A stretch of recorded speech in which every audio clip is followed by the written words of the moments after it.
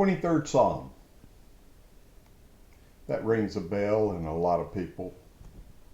The 23rd Psalm. The Lord is my shepherd. I shall not want. Fresh eyes on the 23rd Psalm. Some of you that follow this little devotional channel, you know that I use a digital Bible software, scriptureforall.org. And it has each Hebrew word literally translated, each Greek word literally translated. And you can click on the word and it will expand it out into synonyms and definitions and pronunciations and so forth. So I really like this. But this morning, sitting with our Father, we went here. This is really good. It begins a psalm of David.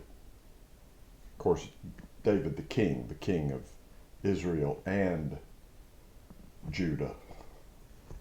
I guess that's how you pronounce it. A psalm of David, and it begins with someone's name. And his name, or the reference to his name and how important his name is going to come up later in this psalm. The very first word of this psalm of David is our Father's name. I don't know that any of us know how to pronounce it exactly perfectly, but I studied under a really, really good scholar. He's passed away now. And his scholarship had the pronunciation Yahweh. Yod, He, Vav, He. Yahweh. Spending some time on this name because this is very, very, very important. I know it says in English, the Lord is my shepherd, but Yahweh is the one being my shepherd. I shall not lack. Let's just settle in on that for a second. Yahweh, Yahovah, however you pronounce his name, that would be the Father of Yeshua, the Father of Jesus, the one who is above all else. Another descriptive term for him is the Most High.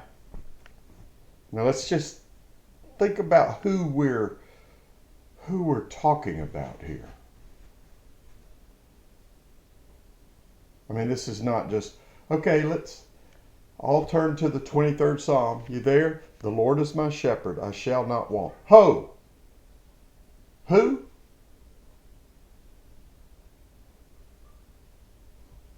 Let's don't so quickly just glance over who this is we're talking about as our shepherd, because who this is going to have a huge impact on the rest of the psalm. Yahweh. Wow, Yahovah. Some people pronounce it with a J, Jehovah, whatever. He. Whoa. Who is he? He is the one.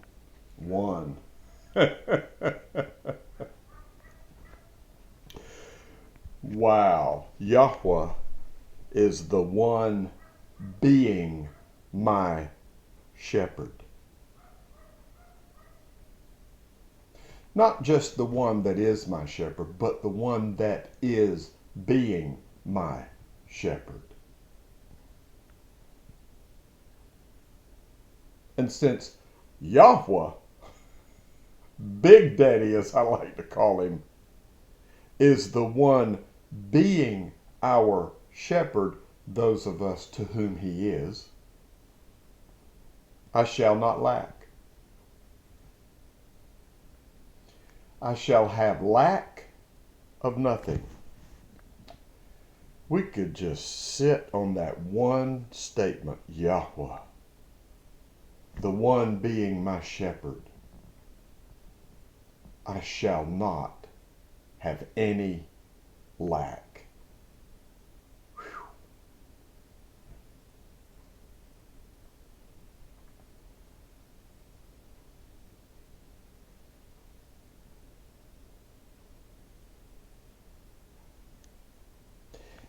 In Oasis, you know what an oasis is? Oases of vegetation, he is reclining me. Now, an oasis, I actually got to see and experience what an oasis is in the middle of a huge, hot, dry desert place. I was traveling through the desert, the mountainous desert of the southwestern United States years ago. And it was hot, it was dry, there were beautiful mountains everywhere, but it was hot and it was dry and it was beautiful in its heat and dryness. But it was just rocks. And all of a sudden, in driving through the countryside, after probably an hour or so, went over this hill and looked down, and there was this lush green area in this valley. I mean, it was like, wow, where did that come from?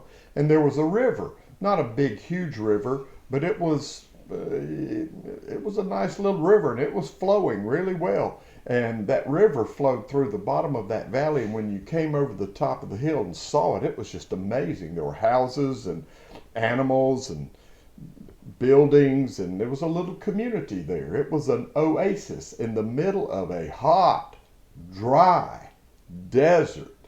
The water was flowing. It was just so beautiful. It was just such a contrast. It was an amazing contrast in where that oasis was versus everywhere else that was around it. In an oasis of vegetation, he is reclining me. Reclining.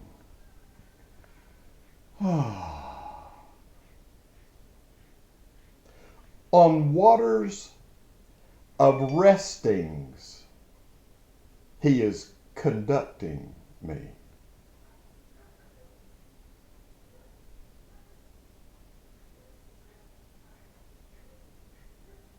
Waters of restings.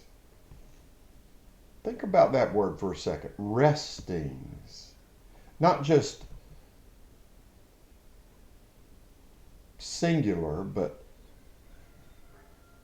on waters of restings, he is conducting me. My soul, he is restoring. Now, when I was sitting with him and that line came up, someone came to my mind. Actually, this came to my mind first.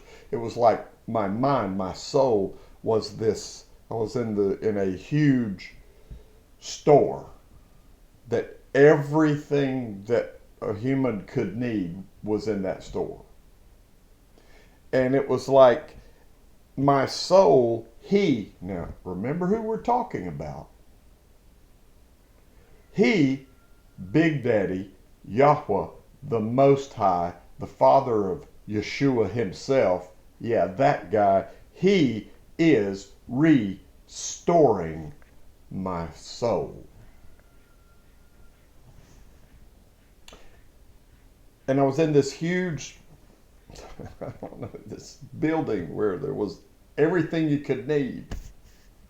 It was kind of a Walmart, Sam's Club, Costco on steroids. Those of you around the world who know what that type of store is. And there was everything you needed. And there were no empty shelves. Sometimes our soul, we're constantly spending things, spending soul things. And what I noticed was, here's this shelf that was full, and as soon as I took something and spent it, it was immediately replaced. It was like all the shelves were full of all the things that I needed at all times. It was an interesting thought. And then my mind went to someone that I've known a long time. And this someone, I recently heard that her husband of many years had passed. Now, she has no children, and I know that's been a big, that's been a big thing for her to never have had any children. So she has no children, she has no husband, she has no grandchildren. She has a lot of stuff, access to a lot of things, but there's a hole in her soul. And I haven't talked to her in a long time, but I just know her, and I know when I was reading this, going through this morning, sitting with Big Daddy, I just knew that she had a huge hole in her soul.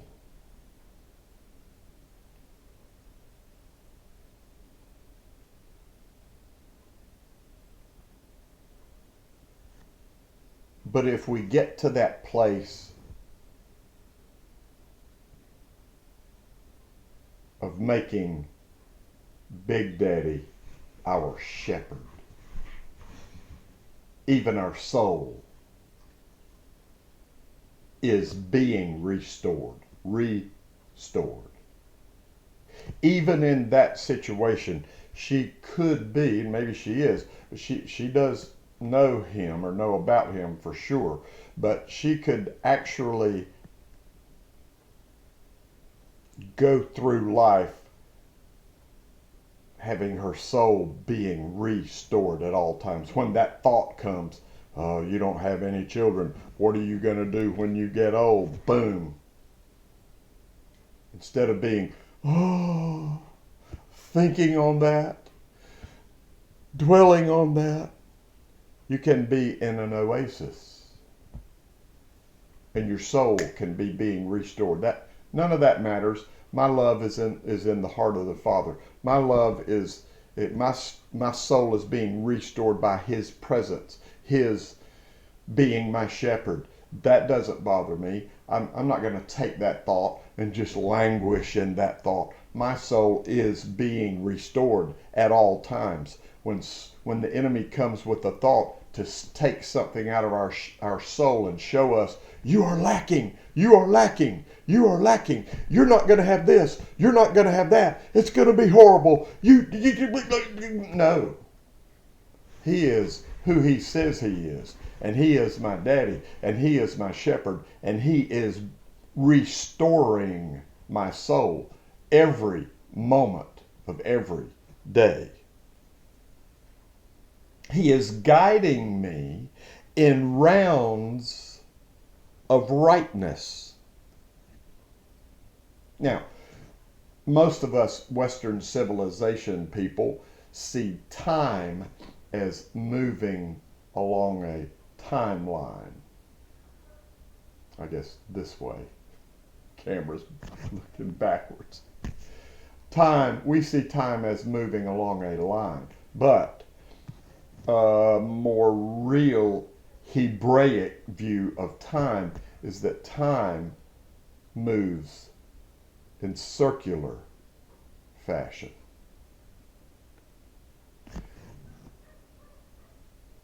Time is set to the clock of the universe. Everything is moving in circular fashion. Everything. Look at our solar system. Look at our galaxy. Look at other galaxies. And if we could back up and see the entire universe, it would all be revolving and turning. Time would be rounding. In rounds of rightness, he is guiding me on account of his name. Wow. He is, if he's your shepherd, he guides you through time in rounds of rightness. Seek first the kingdom of the Father and his rightness, his righteousness, his right ways.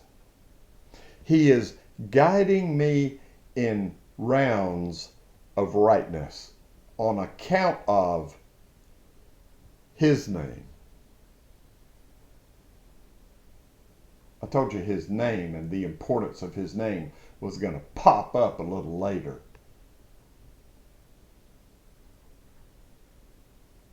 So, he is my shepherd, therefore there is no lack.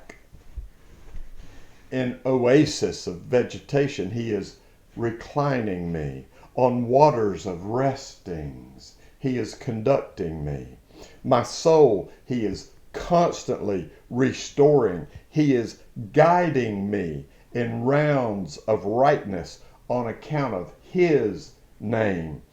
Even though I shall go, all of a sudden we're going. All of a sudden we're not being shepherded. All of a sudden we're not being reclined. We're not being conducted onto resting places. All of a sudden he's not restoring and he's not guiding. All of a sudden I shall go in the ravine of the shadow of death. See, we do that.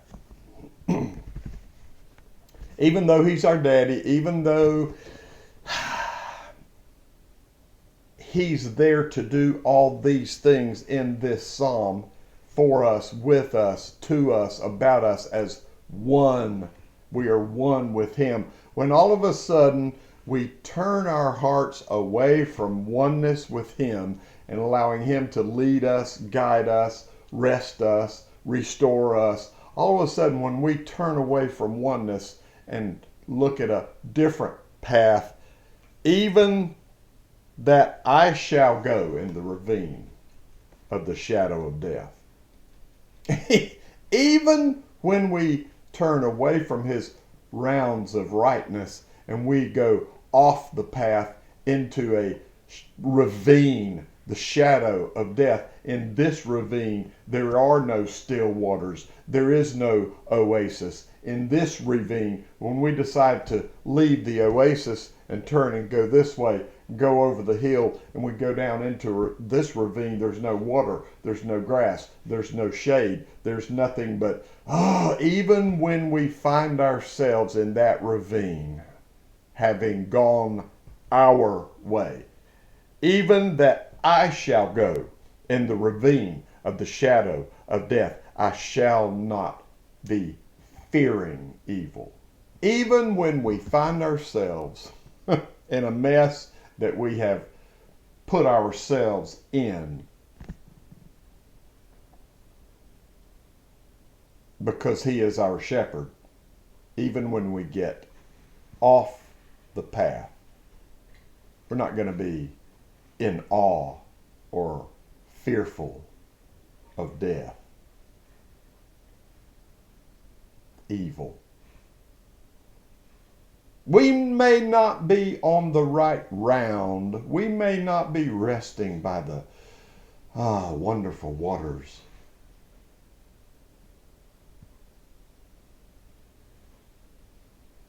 Sometimes it appears that we have gotten off track and ended up in this wolves all around us situation. Even when that happens, we will not be fearful of evil because you are with me. Oh, who is with me? Who is with me? Because you are with me. Your club, your staff, they are comforting me. Now, think about this for a second. Let's say you have club and a staff. These are for protection. You have a club and you have a staff. And you live out in this area that we're describing. It's kind of hot and it's dry, or it's super cold and it's dry. And there are oases here and there and yonder. And the one who leads you knows exactly where they are and takes you from this oasis to that oasis to that oasis.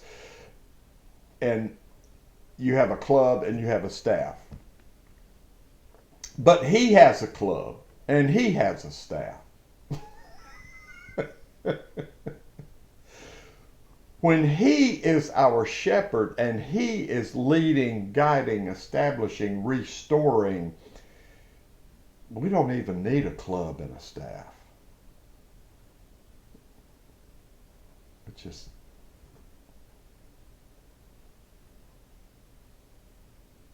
because his club and his staff, they comfort me.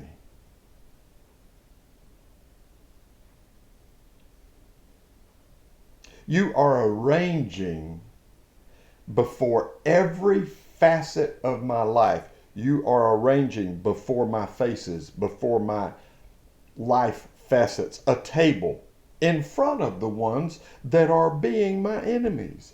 You make sleek in the oil my head. My cup is just running over. My cup's not full, it's running over. And goodness, that would be Big Daddy's goodness. Big Daddy's kindness. That's one of those huge, huge words. Chesed. Your goodness. Whoa, Daddy's goodness. You could sit there and think about that for a long time.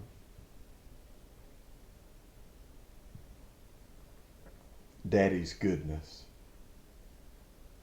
Our Father's goodness.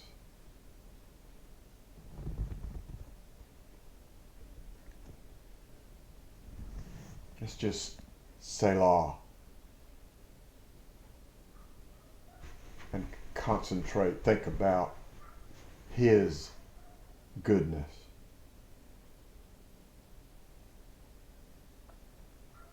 His goodness and His loving kindness, chesed. His goodness and His loving kindness. They pursue me every single day that I live.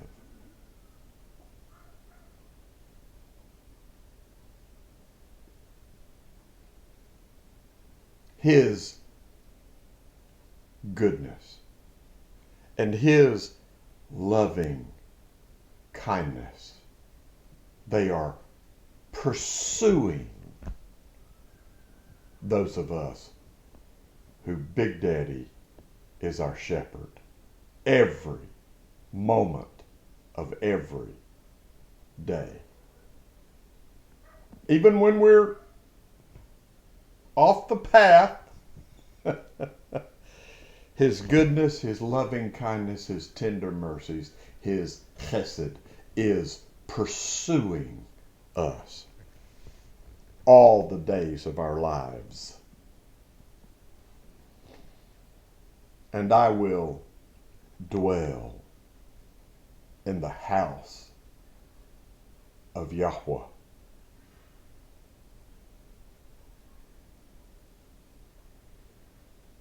for length of days.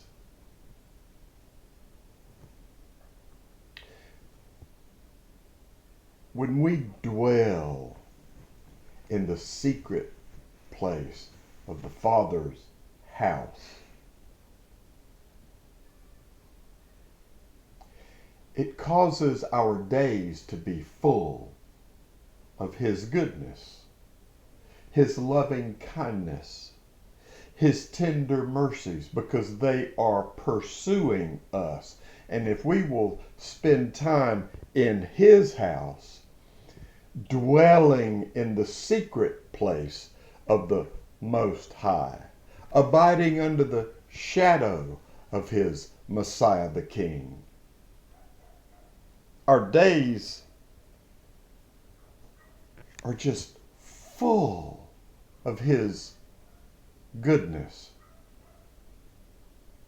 His mercy, His loving kindness that is running after us all the time.